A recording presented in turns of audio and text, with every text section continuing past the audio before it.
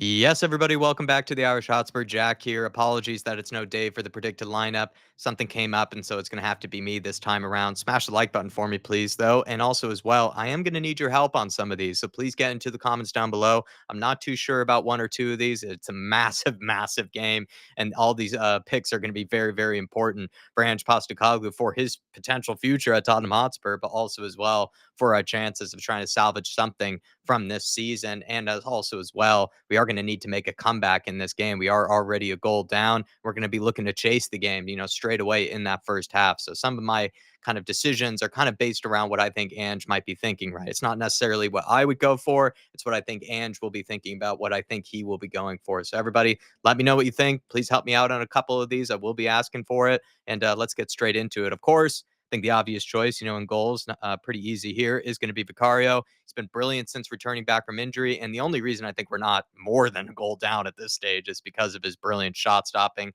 I think he is one of the best 1v1 shot stoppers actually in the world, in my opinion, up there with the likes of Allison and others. Probably not nearly as good as Allison, but you do know what I mean in terms of the 1v1 shot stopping. And the good example would be that time that he read Troy Parrott and in that last game in the first leg, because he really did so well there to read his body language, to see where his body was opening up, and he pulled off a world class save in my opinion to keep us in this tie. And had Troy Parrott scored that, I do wonder if actually would have gone more than 2 goals down. That AZ Alkmaar crowd really behind their players, really were creating a really, big atmosphere. And you just wonder if a lot of momentum, a lot of sort of, energy would have been, breathed into that crowd and into the players if he did put that away. And so thanks to Vicario, he was able to keep them out, and he pulled off some other great saves as well in that game. No big mistakes that I can recall of, that he's made, since coming back from injury. Can't recall any times that, he's looked shaky from set pieces or even in distribution.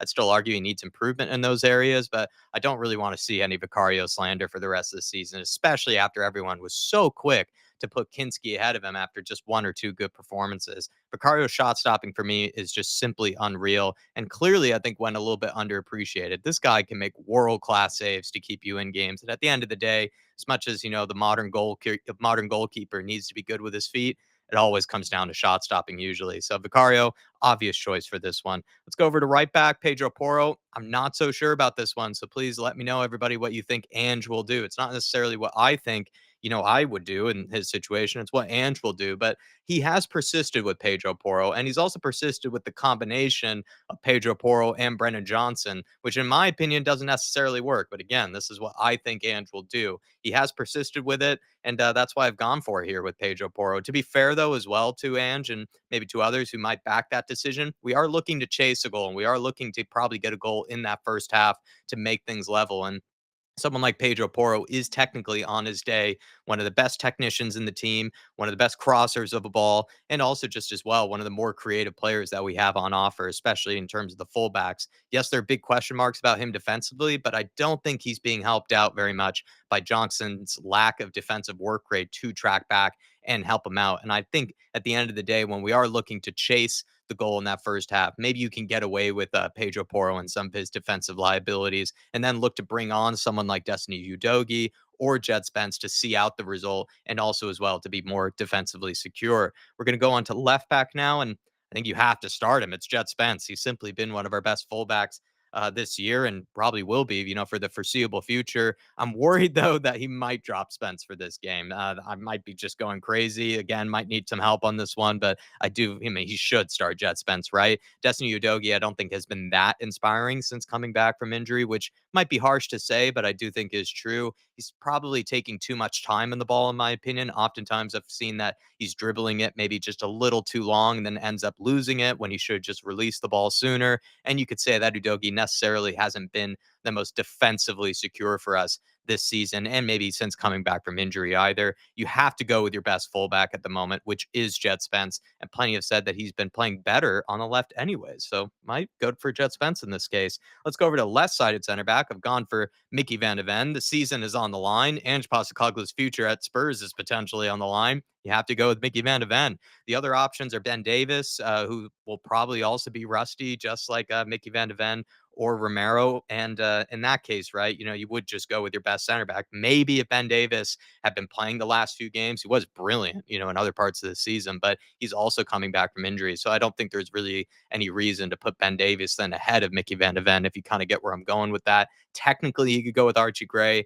I think he'll do everything in his power to try to play Mickey Van de Ven if he can, basically. So I would expect him to start on Thursday night. Over to Romero. I think he'll start at right sided center back with Danzo injured now. Romero will likely slot into that right sided center back position. I thought he looked incredibly rusty against Bournemouth, and we need him to be at his best Thursday night.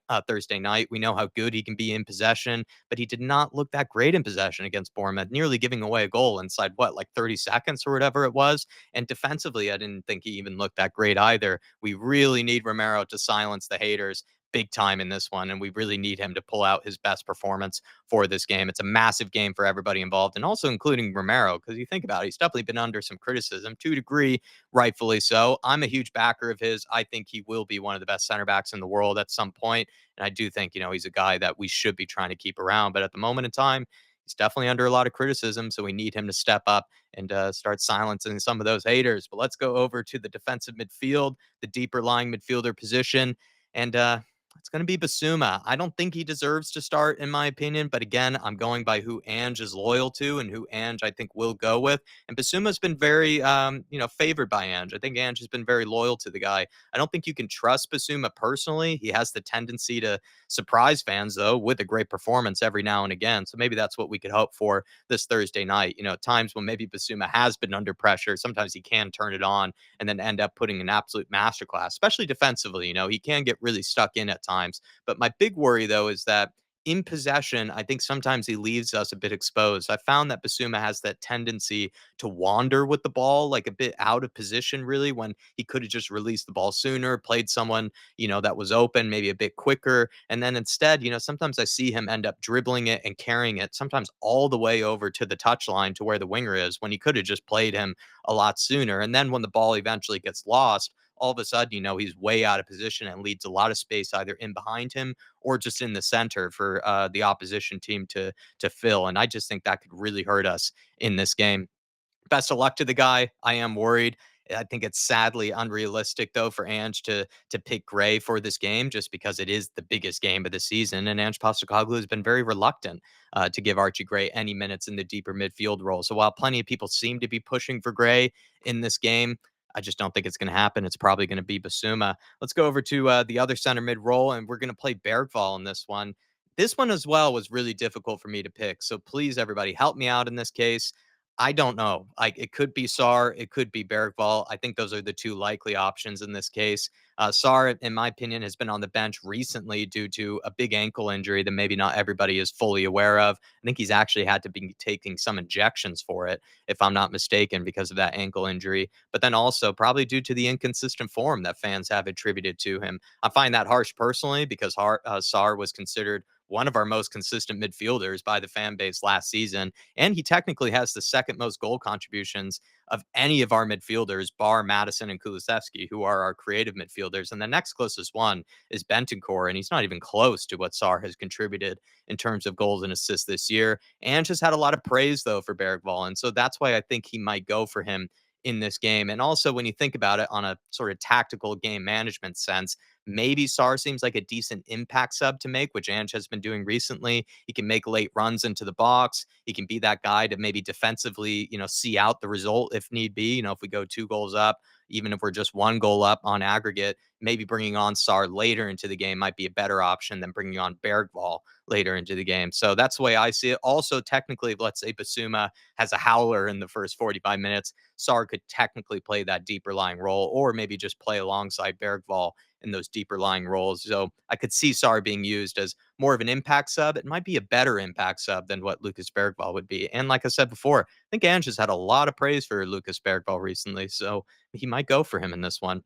We're going to go for the creative midfield role now. It's going to be James Madison. Has to play Madison. He's been called out once again, though, by Roy Keane, apparently, which means then that we'll probably get a great Madison performance. I think he's a guy that ends up playing better with a chip on his shoulder, in my opinion. So the fact that Roy Keane has called him out before this game is actually probably good for us. And, Roy Keane being kind of the closeted Spurs fan that he is, you wonder if he's only called him out just to try to get the best Madison performance that he can. When you're chasing a goal as well, you need to have your best creative players on the pitch. And that certainly is James Madison, in my opinion. He tries things that others don't in possession. I think he moves the ball a lot quicker than others do in possession. And he really tries to pick out more dangerous passes than others. He really does attempt, things that maybe other guys don't see or also just aren't as willing to do. He looks to try to play the ball in behind, looks to try to play quick 1-2s. These are the type of movements and the type of decisions that I think we will need in this game to try to break down a very stubborn AZ Alkmaar defense. Let's go on to the winger positions in the front line. I've gone for Son. He's the captain. He starts. He needs to play. I think he wasn't very good though in the first leg. We need to see a much better Sonny in this game. I think what we need to see more of that we didn't see in the first leg is that we need to see more runs in behind, and also as well we need to see him really drive at his fullback to try to keep that fullback honest either with the ball or out of the or without the ball. Now I felt like Sonny was very static in the first leg against AZ. And I think we need him to try to keep the fullback honest, to try to sort of keep him, sort of shifting and moving. And also, as well, I think we need him to be that creative presence, in this game. We need him to be creating chances for others in this one against a very stubborn, likely very stubborn AZ defense. And we also need him to try to create chances for himself. We know he's a goal scorer. We know he can pop up with a world class goal, and we're going to need that on Thursday night against AZ. So we're going to need the best possible version of Sonny. So let's manifest it as a fan base. And also, as well, he's a guy that, we know has been starving for a trophy at Tottenham Hotspur. So we need him to be a nuisance. We need him to be causing that fullback problems. And we need Sonny to be at his very best. And he's obviously going to start on Thursday night. Going over to right wing, it's going to be Brennan Johnson.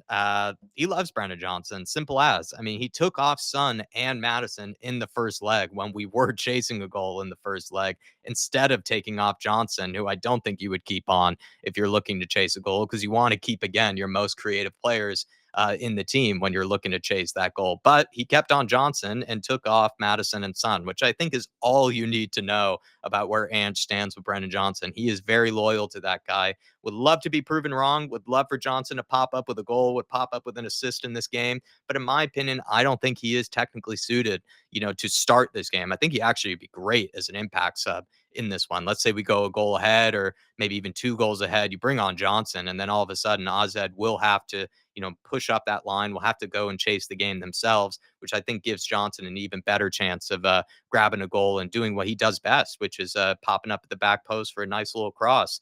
AZ will likely look to defend their lead, in my opinion, in kind of the first 45 minutes or so. They will look and to play that very defensive low block.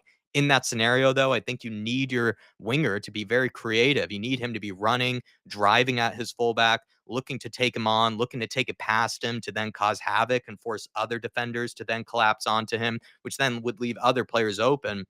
And I just don't think Johnson can do that personally. He really struggles at being wanting to take on his man. He doesn't seem to have that want or that desire to try to take it past his man. And then also as well, I think you need your wingers against a low defensive block to want to create that separation between themselves and their fullback so that they can put in a decent cross. Johnson can't do either of those things either. He really struggles at being able to create that little bit of separation, that little bit of an angle that you would in order to whip in a cross. And then if he ever does do that, which he rarely does, in my opinion, even then when it comes to the cross, he just doesn't know how to cross it either. So I just don't think he's the right player to be starting this game. I actually think he would be a brilliant impact sub. That's only my opinion of his game, but I'm going by what I think Ange will go for, despite my reservations about it.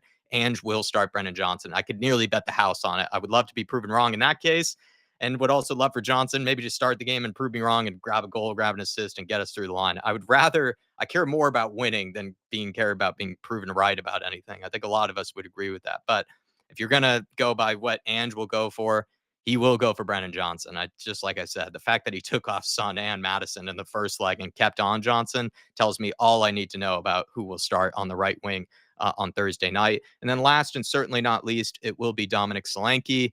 he looked very clunky in my opinion, and potentially not at full fitness, since coming back from injury. Some might say that's a bit harsh. It's just how I kind of sort of saw it. But you need someone that's that box, that sort of penalty like presence for a game like this. If AZ, which I think they will, likely set up in a defensive low block, you need to have someone who is an aerial presence, someone that will occupy those center backs, someone that will be a physical striker in that penalty area to try to win headers and to try to just cause havoc in there, and also be there for when you do get a crossing situation, when you do get an opportunity to try to whip one in. He's the guy that you want in that penalty area. Slanky, in my opinion, has struggled to get that type of service this year, probably because he doesn't have that sort of wingers around him to, give him that type of service. At Bournemouth, he found no problem getting that type of service. But for some reason, since coming to Tottenham Hotspur, in my opinion, he's really struggled to get that type of service. And I think that's led to us being a very inconsistent team, kind of going forward. That is my lineup, though. That is what I think Ange Postecoglou will go with. Feel free to let me know if I've gotten any of these wrong. If also, as well, maybe you have a difference of opinion about anything that I've said, feel free to let me know in the comments. Dave and I, we don't really, want to shout anybody down or want to tell anybody that they're wrong. We just give our truth and our honest opinions about things. We're very expressive about it, but we always like to hear other people's takes on things. So please let me know in those comments. Smash the like button, and it's a massive, massive game. Let's get behind the team. I'm with my heart. I'm going to hopefully wake up in a very happy clapper mood, going to start thinking with my heart more than I'm thinking with my head right now. And hopefully you guys can join us for all the match day festivities, pre-match build up, watch along, all that good stuff. It's a massive, massive game. The season is on the line, as well as Ange Postecoglou's future could potentially be on the line. We'll see you all tomorrow, everybody. Big Thursday night, big Europa League night. It's kind of what we live for, right? It's part of what makes being a sports fan fun, as well as what making a Spurs fan fun is these big, big games. And once the ball is kicked, I imagine we'll all be absolutely glued to the screen. We'll see you all very soon. Come on, you Spurs.